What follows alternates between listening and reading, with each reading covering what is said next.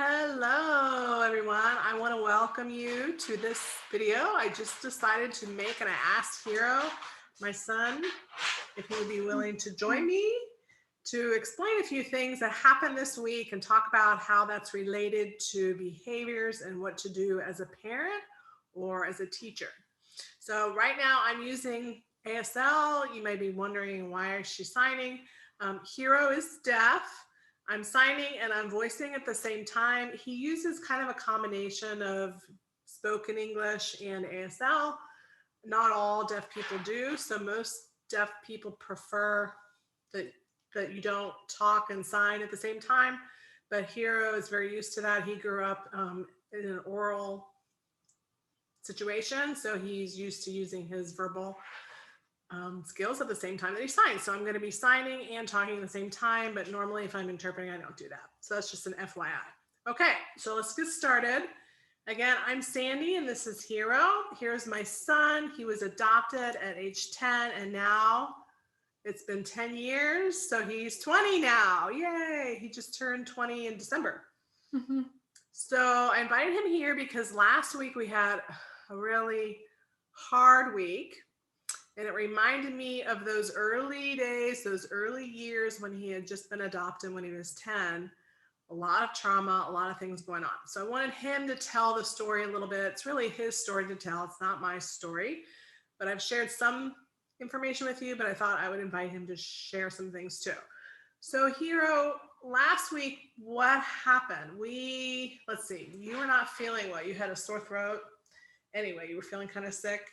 And then we had to go get your vaccine. We went to get the Johnson & Johnson vaccine at the Indianapolis, the Speedway, which was kind of cool.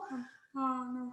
Say it again. Oh yeah, the Indianapolis 500 is there, is what you're saying. So they weren't racing that day. They were just giving shots that day. So we got in the car line and then Hiro got to get a shot. How did you feel about getting a shot? I felt really worse. Why did you feel worse?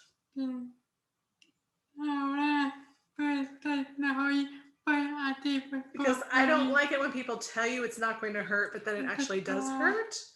And so I just don't believe them, but I knew I had to do it. I really didn't feel anything, but then the next day my symptoms got worse. And so then I felt like my whole body was aching.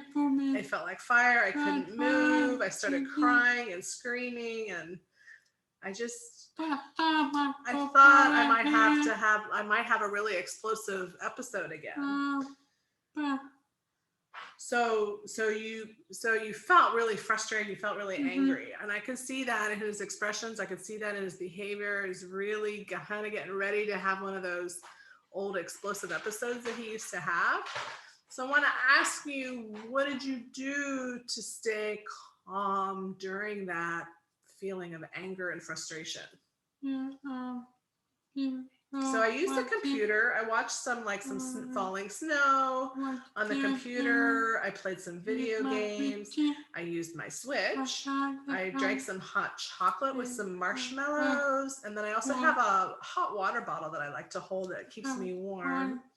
I put a little towel, a wet towel around my neck so that it could cool me down. It was where I was feeling the pain. And I rested for a little bit, and I had a strawberry shake, and Mom gave me a little massage on my head to try to help me calm down a little bit. And you pet Thor, your dog. Yeah, he was pet his dog named Thor. I almost forgot about that one. And that's it. Yeah. So that's really awesome. Good job. Yes. I'm very proud of you for using those coping skills and strategies to help you stay calm. Were you able to use those skills when you were 10, when you first came? Because remember, you were adopted at 10, you came to live with me, and it was kind of like overwhelming. It was new for you at that time. So what do you think? I mean, I can tell them what I remember. What do you remember about your behavior when you were 10 and 11? What were you doing most of the time at that time when you first got here to Cincinnati, which is where we lived before? Do you remember? Were you able to use your coping skills much? No, zero. No, I had zero because I really didn't know what that meant. So I would just have these explosive episodes and I didn't know what to do. Yeah, yeah. And why do you think you were having explosive? Were you a bad kid? Like, should I punish you for that? Or should those parents punish their kids if their kids are blowing up? Should they punish them and take away their iPad, take away their phones? No, that's not good. Why do you think it's not good? Okay, so imagine that, like, your kids, they may have had trauma. They may have been in a foster situation. They might have had bad parents or something, or they might have taken their things before. And they don't want you to take their things too, because then that's going to bring back bad memories.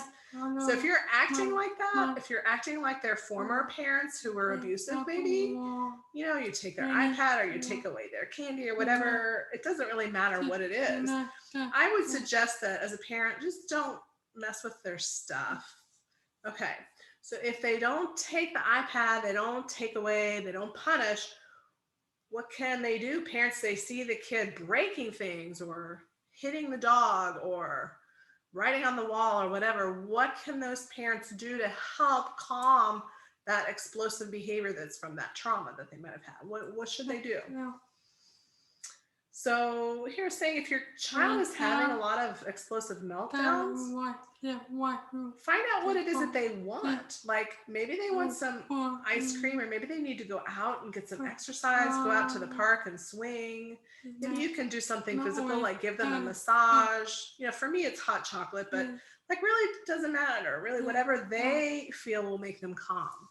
Okay, so they should ask the kid, what will help you be calm? And then use that when they see them explode. And then once the kid is calm, what should they talk about? What should they say? So once they're calm, then you can talk to them and find out what was the cause of the explosive episode. Maybe they didn't want to go to school tomorrow. You know, just whatever it is. Don't give them a lot of pressure. Don't force them to do things. Just find out what happened. So you really need to find out why they're exploding. Don't just punish the behavior, but find out what, I call it, like the roots of the behavior. And it's not the flower, it's what you see, but it's what's underneath the ground. What's really happening, not on the surface, but down deeper. So what do you think most kids, why do they have those blow-ups? What do you think the problem is most of the time for them? What do you think? You said sometimes they don't want to go to school. What other things could be a problem for their kids? Like, what do you think when you were young? What made you frustrated? What made you angry? Some things that happened to you when you were young. Do you remember? Not much. Don't remember? Okay. So how can those parents have a good relationship with their kids? What do you think? Just try to be nice. Don't be mean to them. If you're mean, their child is going to think of you as somebody else. When you say other people, what do you mean?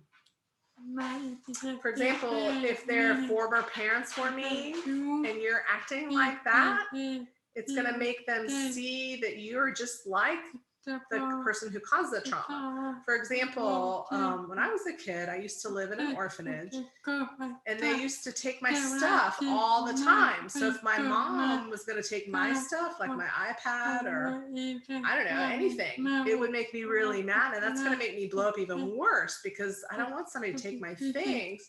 There's lots of reasons, you know, why things happen. I don't know, maybe you know, other things that you might take away could be their toys or their artwork or whatever. Yeah. So you mentioned art. Is art a good, does that help you? How does art help you?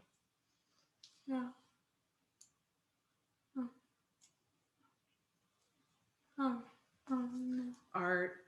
Do you think art helps kids? How can it help them? It really depends on the individual. For some kids, art's really helpful. Why do you think, for you, why does art help you express yourself? What do you think? If you feel it expresses my trauma, so it expresses your trauma, do you like talking about your trauma, or would you rather just draw it? Yeah, rather just draw it. So that's a good way to get through that. Okay. Is there anything else you want to add to tell the parents today? I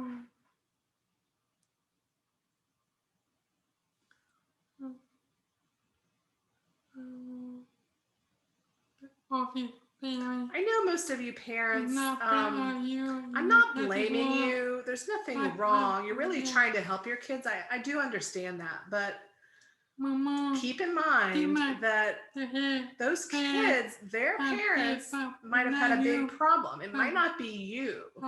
Just try to help them. They may have that memory or something. Don't give them punishments too much or anything like that. Just